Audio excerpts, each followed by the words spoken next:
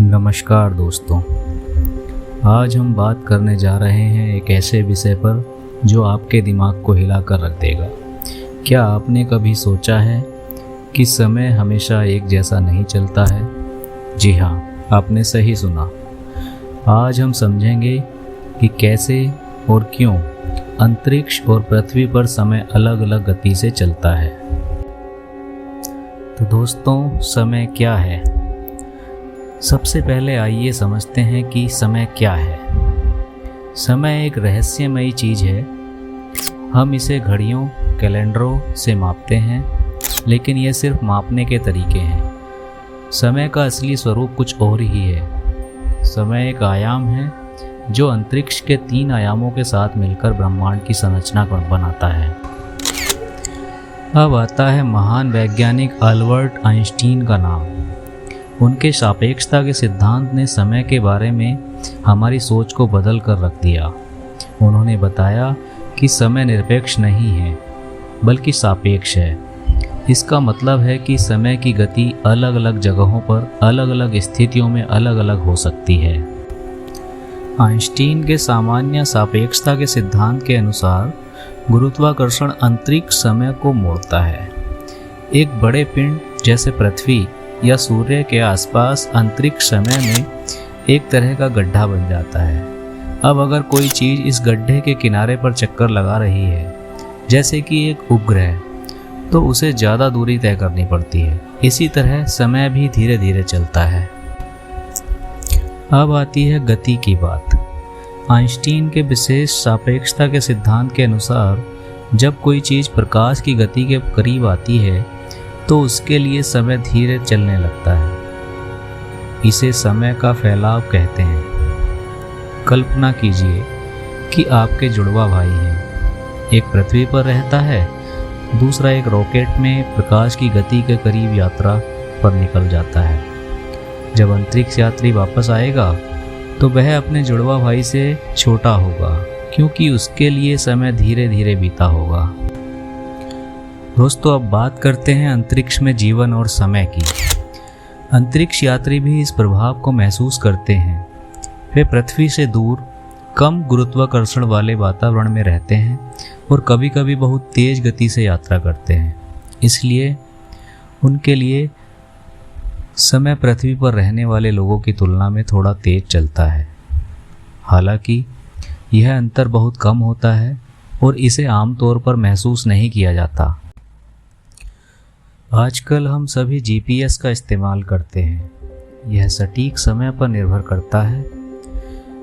उपग्रहों में परमाणु घड़ियां होती हैं जो बहुत सटीक समय बताती हैं, लेकिन क्योंकि उपग्रह पृथ्वी से दूर हैं और तेज गति से घूम रहे हैं, इसलिए उनकी घड़ियां पृथ्वी की घड़ियों से थोड़ी तेज चलती हैं। इस अंतर को ठीक करने के लिए जीपीएस सिस्टम में विशेष गणना की जाती है। अब आता है सबसे रोमांचक सवाल, क्या हम समय यात्रा कर सकते हैं? सिद्धांत रूप से हाँ, समय यात्रा संभव हो सकती है, लेकिन इसे करने के लिए हमें प्रकाश की गति से भी तेज यात्रा करनी होगी, जो अभी तक संभव नहीं है। इसके अलावा समय यात्रा के साथ कई विरोधाभास भी जुड़े हुए हैं, जैसे दादा दादी का पैराडॉक्स।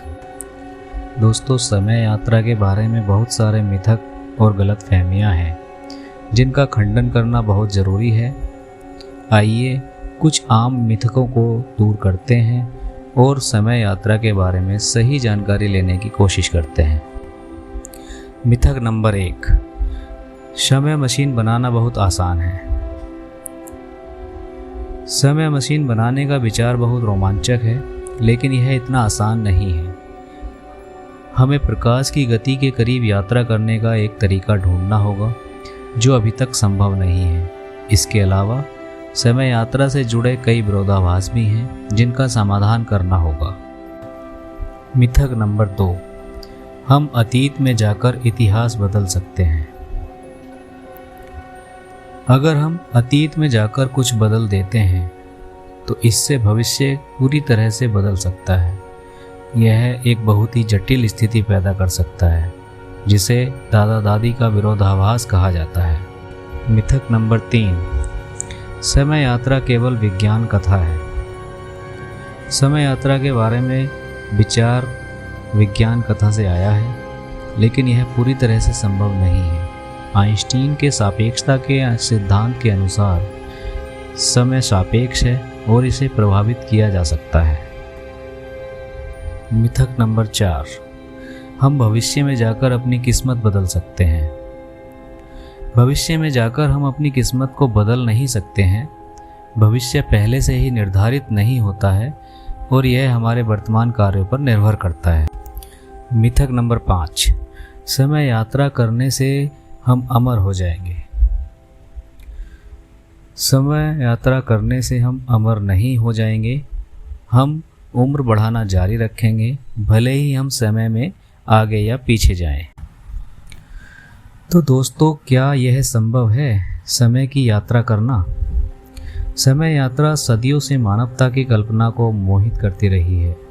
विज्ञान कथाओं से लेकर दार्शनिक चर्चाओं तक समय यात्रा हमेशा एक रोमांचक विषय रहा है। लेकिन क्या यह वास्तव में संभव है? तो आइए वैज्ञानिकों के विचारों और अनुमानों के आधार पर इस सवाल का जवाब खोजने की कोशिश करते हैं। वर्तमान वैज्ञानिक समझ। नंबर 1, सापेक्षता का सिद्धांत। आइंस्टीन के सापेक्षता के सिद्धांत के अनुसार समय निरपेक्ष नहीं है बल्कि सापेक्ष है। इसका मतलब है कि समय की गति, आपके आसपास के गुरुत्वाकर्षण और यहाँ तक कि आपके स्थान पर भी निर्भर करती है। नंबर 2, समय का फैलाव।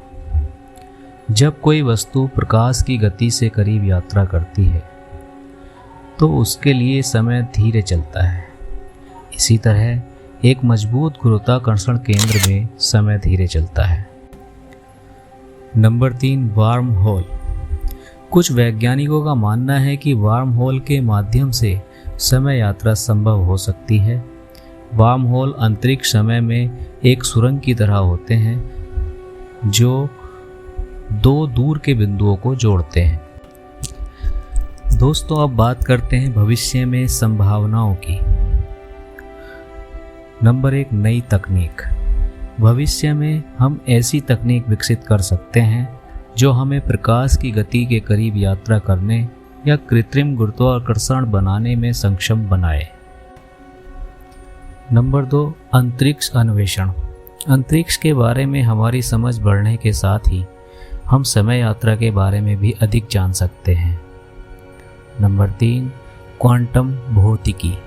क्वांटम भौतिकी में होने वाले नए खोज समय यात्रा के बारे में हमारे विचारों को बदल सकते हैं।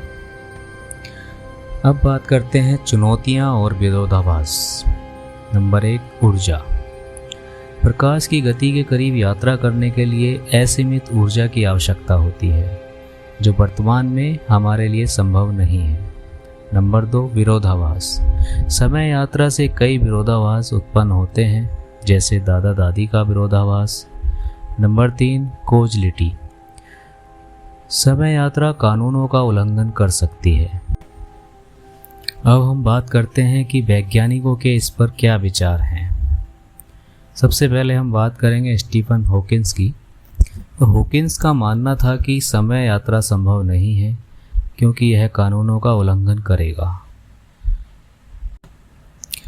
किप थॉर्न का मानना है कि वार्म होल के माध्यम से समय यात्रा संभव हो सकती है, लेकिन इसे बनाने के लिए बहुत अधिक ऊर्जा की आवश्यकता होगी। अब बात आती है कि क्या कुछ वैज्ञानिक हैं जिन्होंने समय यात्रा पर काम किया है? तो इसका जवाब है हाँ। सबसे पहले कुर्ट गोडेल। उन्होंने सापेक्षता के सिद्धांत के आधार पर एक ब्रह्मांड का मॉडल प्रस्तावित किया जिसमें समय यात्रा संभव थी। नंबर 2 हैं इगोर एवेट। उन्होंने वार्म होल के बारे में गहन अध्ययन किया है। तो दोस्तों, आज हमने देखा कि समय कितना रहस्यमयी और जटिल है। यह सिर्फ एक संख्या नहीं है, बल्कि ब्रह्मांड की एक मूलभूत संरचना है। आइंस्टीन के सापेक्षता के सिद्धांत ने हमें समय के बारे में कई समझ दी है। भले ही हम इसे रोज़मर्रा की ज़िंदगी में न देखें, लेकिन यह अंतरिक्ष विज्ञान, GPS और कई अन्य क्षेत्रों में बहुत महत्वपूर्ण है। तो दोस्तों, क्या आप समय यात्रा करना चाहेंगे? कमेंट में बताएं। मुझे उम्मीद है कि आपको यह वीडियो पसंद आया होगा। अगर पसंद आया हो तो चैनल को सब्सक्राइब कीजिए, वीडियो को लाइक और शेयर करना ना भूलें।